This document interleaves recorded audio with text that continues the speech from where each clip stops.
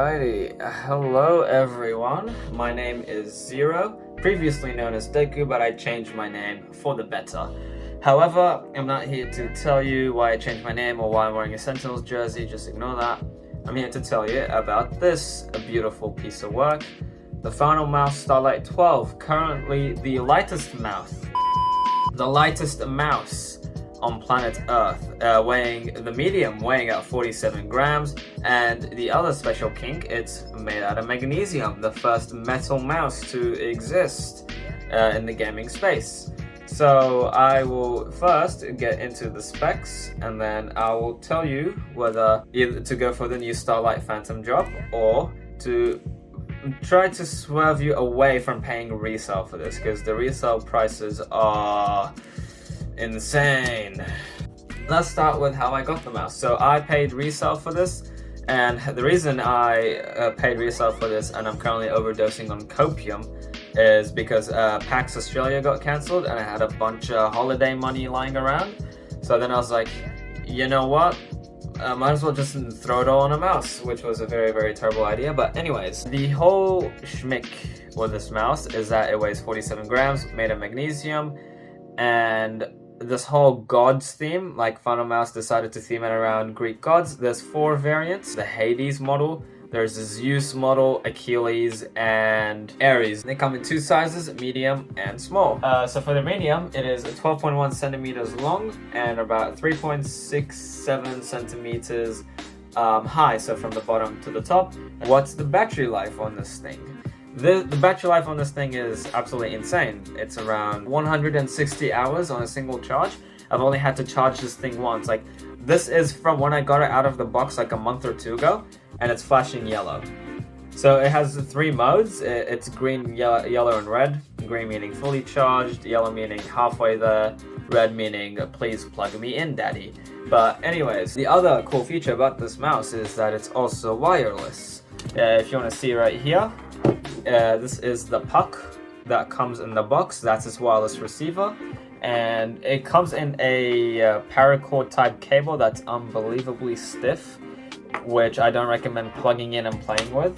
Definitely not recommended. But yeah, 160 hours, only have to charge it once every like month, well, every month or 2 really, which makes this my endgame mouse. Why this is my endgame mouse? The shape. I mentioned the dimensions before, but I had the G Pro Superlight before this. It was my main for a bit. However, the issue that I had is the egg shape. I did not like... I liked the shape, but it was too eggy for me. Sometimes I'll get a few cramps here and there. The Finalmouse, it's exactly what I wanted from the G Pro Wireless, minus the egg shape. These switches could have been improved. Omron 20Ms are not the best switches you can get on the market. They are known for double clicking, which the original G Pro Wireless is infamous for because it uses Omron. So I'll likely mod this in the future. I suck at modding mice, but I'll probably get someone to do it for me. And this is actually probably why the new Starlight releasing November 8th is using Kailh 8.0s, which are currently one of the best switches you can get on the market. I'll give you a quick sound test of the switches. When I first got these, they've been pretty stiff. However, over time, they slowly, become easier to press. However, not as easy as your plastic mice. This is really, really, really easy to press. However, here's a quick sound test of the Starlight 12, starting with the left mouse click. Right mouse button.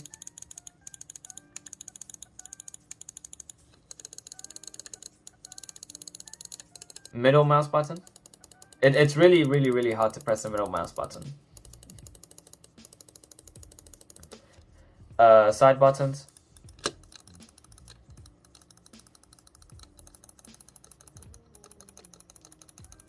Alright, so while editing this video actually, I sent my Finalmouse to remember me. I'll put his Twitter handle up here. But pretty much I wasn't happy with the Omron 20Ms, and he put some Kailh 8.0s on this. And yeah, the reason I did that because these switches were mushy with the Omron 20Ms in them. And also to prevent the dreadful double clicking issue from happening. So I've pretty much guaranteed that this will last at least a year or 2 because we swapped the switches. The encoder still has to be swapped because I'm still getting the random scroll issue. And to correct what I said before, it could be the encoder, but it also could be how the scroll wheel is made. So if you look closely, you can actuate it. Like if you move it, you can actuate it and then still like move back. When you move back, it doesn't actuate again. So maybe the way I scroll, it does that. So I would scroll like that and then reset really quickly. Therefore, in my head, I interpret it as, oh shit, it's scrolling without me telling it to, or it's not scrolling at all. So it could be my fault. It could be the encoder. But anyhow, you know, the scroll wheel's not the best on this mouse. I'm gonna give you a quick sound test of what the new switches sound compared to the old ones.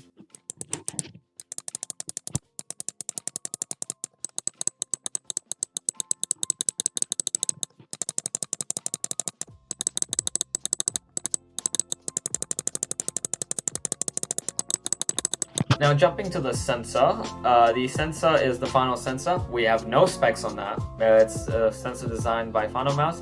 However, many reviewers suspect it's a Pixar 3389, which is it's still a good sensor nonetheless.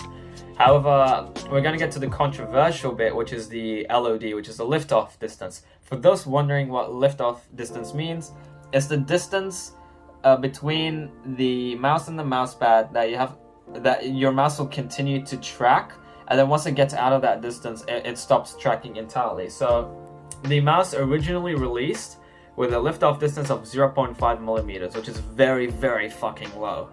A lot of people complain of tracking issues when they press the mouse onto the mouse pad, or people who continuously they reset their aim, so they flick off the mouse pad and then pick their mouse up and then put it back on the mouse pad again. However, I didn't find any issue with it. It was completely fine for me. In the new firmware update, you can adjust it to 2 millimeters, which a lot of mice currently use, and I changed it to 2 millimeters because I prefer it that way. So before, it was a lot of people didn't buy the mouse because of the LOD, and I was originally going to sell it because of the LOD and the scroll wheel problem. However, once they released the firmware update, you know, problem solved. I'm probably going to keep this mouse now. The skates as well. The skates they're using are 100% PTFE, however, they're not rounded, which is very, very odd.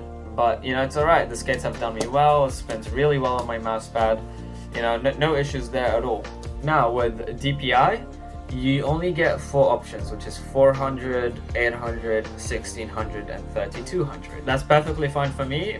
People who are going to buy this mouse are likely professional players, or, you know, amateurs, semi-pros, professionals, who do not step outside the 3200 range.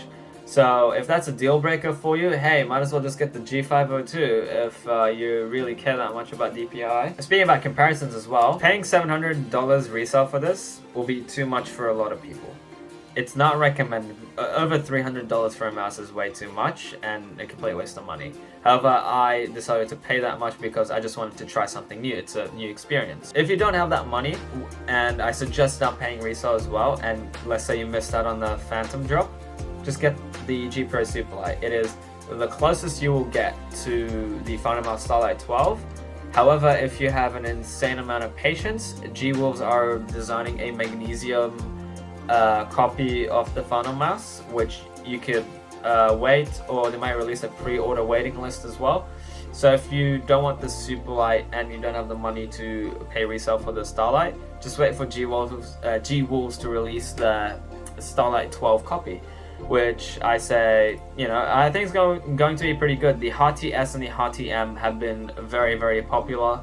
Mice have sold out. You can't get them because I think they've done a really good job with, like, you know, getting this almost the same shape as the Finalmouse. Now, with the good comes the bad with this mouse. So this mouse is quite infamous. It's a double-edged sword, I should say. It's a really good mouse. However, Finalmouse is known for dogshit QC, which this is where this drop falls short. So let me start with release day. I tried to grab this on release day. Website crashed. I couldn't even get to checkout because of how bad it was. Like, I kept refreshing.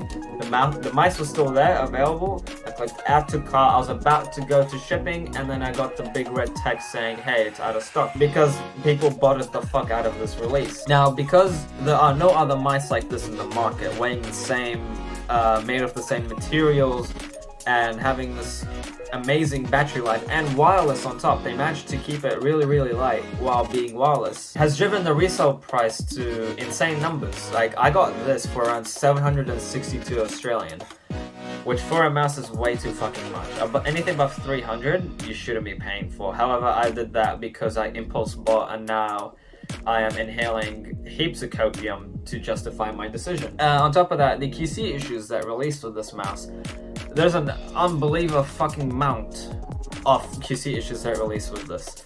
I'm going to start with the switches. So there has been an issue where the Mylar pad underneath the mouse comes off and the adhesive will stay there, causing sticky clicks to happen. Basically, you'll click it once and it will sound like a double click, or it will get stuck. I'll post a Reddit clip right here.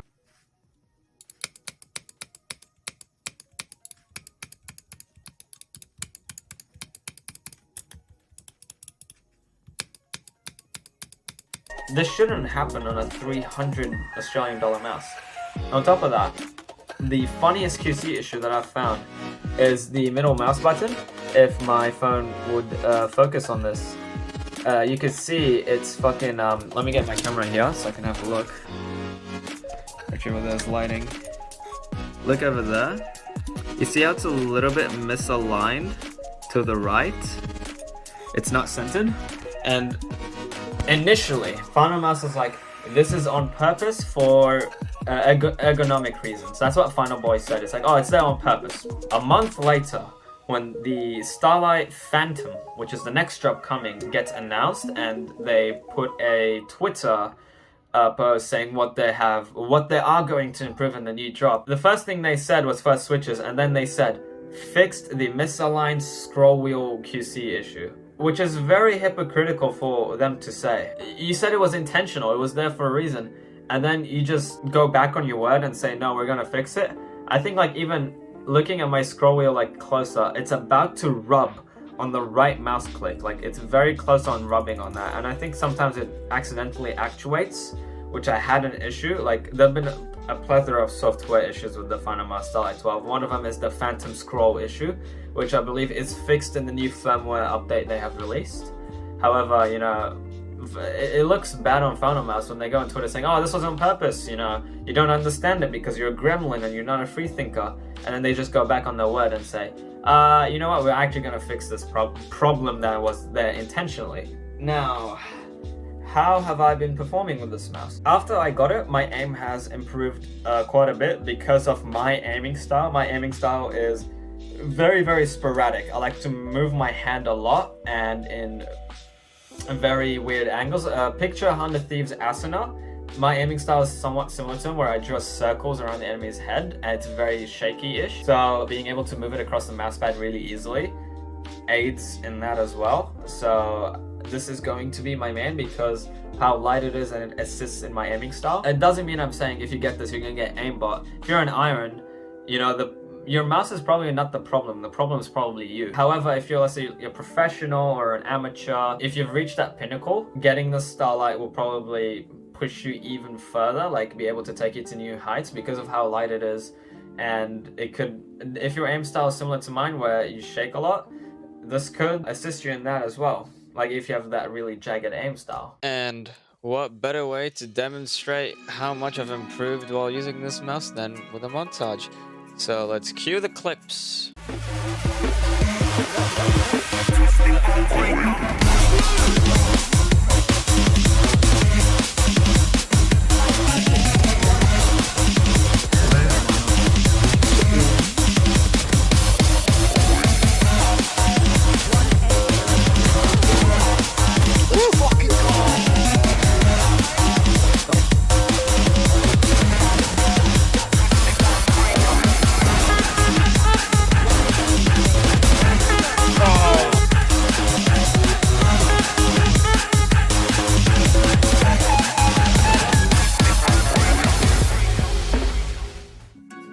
Final verdict on the Starlight.